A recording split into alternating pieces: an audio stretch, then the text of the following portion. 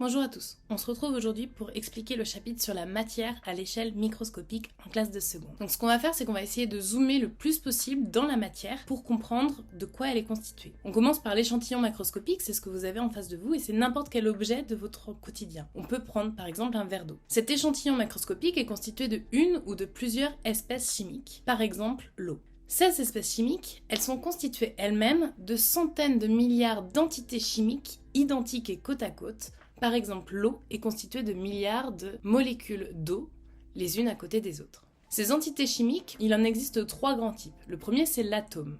Par exemple, le fer, c'est seulement des atomes de fer qui sont côte à côte. L'atome, c'est un peu la brique élémentaire de la matière.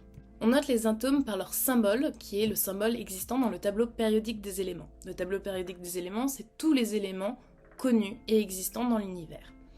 On retrouve par exemple Fe pour le fer, C pour le carbone, O pour l'oxygène ou encore Cl pour le chlore. Les entités chimiques elles peuvent être également sous la forme d'une molécule, par exemple la molécule d'eau que vous connaissez. Une molécule, c'est un assemblage de plusieurs atomes liés les uns aux autres par une liaison qu'on appelle la liaison covalente. Par exemple, avec la molécule d'eau, on va avoir un atome d'oxygène qui va être lié à deux atomes d'hydrogène. Pour les représenter, on va noter le nom, le symbole de chaque atome et le nombre de cet atome dans la molécule. Par exemple, H2O pour la molécule d'eau. Pour une molécule un peu plus compliquée, par exemple le saccharose, on a ici 12 atomes de carbone, 22 atomes d'hydrogène et 11 atomes d'oxygène, et donc on aura la formule C12H22O11. On les note dans l'ordre alphabétique. On peut également avoir des ions. Un ion, c'est un atome qui a soit perdu, soit gagné un de ses électrons. Si l'atome a perdu un électron, l'électron étant négatif, l'atome devient un ion positif, c'est ce qu'on appelle un cation. Par exemple, l'ion sodium Na+, ou l'ion fer2 Fe2+. Fe2+ ayant perdu 2 électrons. Les atomes peuvent également gagner un ou plusieurs électrons. À ce moment-là, ils obtiennent une charge négative et on les appelle des anions. C'est le cas par exemple du chlore Cl-. Comme la matière est neutre à l'échelle macroscopique, on va devoir assembler les ions ensemble, les uns avec les autres, pour former des composés ioniques qui vont, eux, être neutres. Par exemple, le sel de table que vous connaissez, c'est du chlorure de sodium. C'est un assemblage, un composé ionique de ions chlorure, Cl-, et d'ions sodium, Na+. Ensemble, dans le même nombre, ils sont neutres. On va maintenant s'intéresser à la taille et à la masse de notre atome. L'atome a une taille d'environ 10-10 mètres, et son noyau à l'intérieur a une taille de 10 puissance moins 15 mètres, donc 100 000 fois plus petit. Quand on regarde un atome, il est principalement composé de vide et d'un tout petit noyau à l'intérieur. Concernant la masse de l'atome, la masse d'un noyau est environ de 10 puissance moins 26 kg, alors que la masse d'un électron est de 10 puissance moins 30, soit beaucoup plus petit.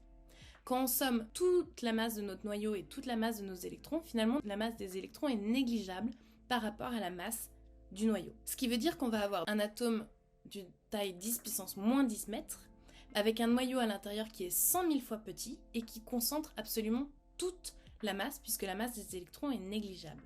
À savoir aussi que la majorité de l'espace représenté par un atome, c'est en réalité du vide. On va chercher à voir maintenant un peu plus précisément de quoi est constitué notre atome. On commence par le noyau. Dans le noyau, on a des protons, qui sont des petites particules chargées positivement. Et on a également des neutrons, qui ont, eux, une charge électrique neutre.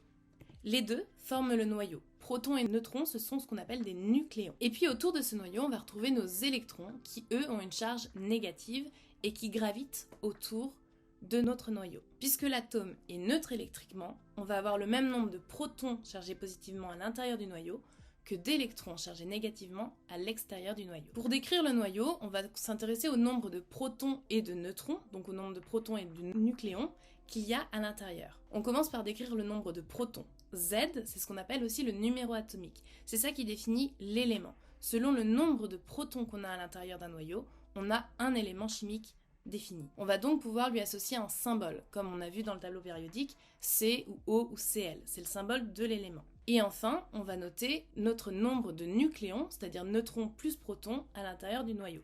C'est aussi ce qu'on appelle le nombre de masse, A, et ça définit l'isotope. Par exemple, pour un atome comme ici qui a 6 protons, on sait du coup que Z est égal à 6. 6 protons, Z égale 6, définit l'élément, c'est forcément un carbone. Ensuite, il nous reste à compter le nombre de neutrons, ici on en a 6, c'est donc du carbone 12, 6 protons et 6 neutrons, ça fait 12 nucléons. Mais il existe d'autres variétés de carbone. On peut avoir des éléments qui sont les mêmes éléments, mais le noyau est différent parce que le nombre de neutrons est différent. À ce moment-là, on va avoir par exemple le carbone 12 et le carbone 13 auquel on a rajouté un neutron. Donc Z est le même, on a le même nombre de protons, mais A est différent puisqu'on a rajouté un nucléon. C'est ce qu'on appelle des isotopes. On va s'intéresser maintenant à la façon dont les électrons se sont disposés autour de notre noyau. On sait que les électrons vont graviter autour du noyau de la même manière que la Lune gravite autour de la Terre.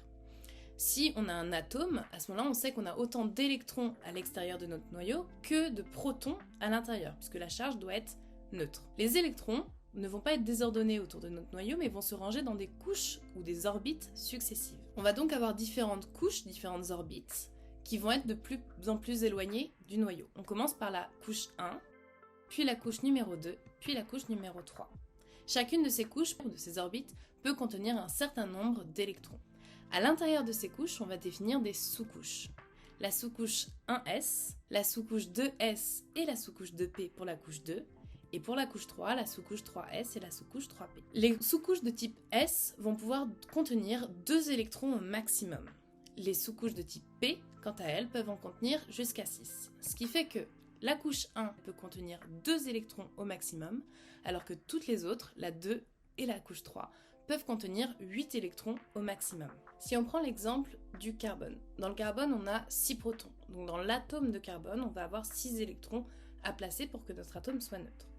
On va commencer par en placer 2 dans la sous-couche 1s, puis 2 dans la sous-couche 2s qui est remplie, il nous en reste 2 à placer qu'on va placer dans la sous-couche 2p. On obtient donc la configuration électronique 1s2, 2s2, 2p2. Un autre exemple avec le chlore. Dans le chlore, on a 17 protons, ce qui veut dire que dans l'atome de chlore, on aura 17 électrons à placer autour de notre noyau. De la même manière, on remplit les sous-couches les unes après les autres. 1s2, 2s2, 2p6, on a 10 électrons de placer, il nous en reste 7, 3s2 et 3p5. On aura donc la configuration électronique suivante. Les électrons qu'on a placés dans la dernière couche de notre configuration électronique, ils ont un rôle particulier, on les appelle des électrons de valence. Par exemple, pour notre carbone, ici, la dernière couche remplie, c'est la couche 2 qui est en train d'être remplie. Donc les électrons de valence, c'est les électrons 2s2 et 2p2, ils sont au nombre de 4. Pour le chlore, on a ici rempli la couche 3 quasiment entièrement, il reste un espace de vide, donc c'est la dernière couche en remplissage. Les électrons de valence sont donc les électrons de la couche 3, soit les électrons 3s2, 3p5, ils sont donc au nombre de 7. Ces électrons de valence, ce sont eux qui sont à la base et qui interviennent dans toutes les réactions qu'on appelle des réactions chimiques. Bilan de ce que vous devez retenir sur ce chapitre. Un échantillon, c'est n'importe quel objet macroscopique. Il est composé d'espèces chimiques, une ou plusieurs, et chaque espèce chimique, c'est une collection d'entités chimiques identiques et côte à côte. Ces entités chimiques, ça peut être des atomes, des molécules ou des ions, cations ou anions. Vous devez être capable de reconnaître, selon la formule, si c'est un atome, une molécule ou un ion. Vous devez également savoir de quoi il s'agit lorsqu'on parle de composés ioniques et de quoi ils sont constitués. Vous devez également avoir l'ordre de grandeur qu'un atome a une taille de 10 puissance moins 10 mètres et que le noyau est lui 100 000 fois plus petit, que la masse des électrons est négligeable face à la masse du noyau et que donc toute la masse de notre atome elle est concentrée dans le noyau. Finalement, notre atome est principalement constitué de vide avec un noyau infiniment petit et contenant toute la masse de la matière. Vous devez également savoir qu'un atome est constitué de protons chargés positivement et de neutrons neutres qui sont à l'intérieur du noyau. Les protons et les neutrons, on les appelle des nucléons. Autour du noyau gravitent des électrons qui sont eux chargés négativement.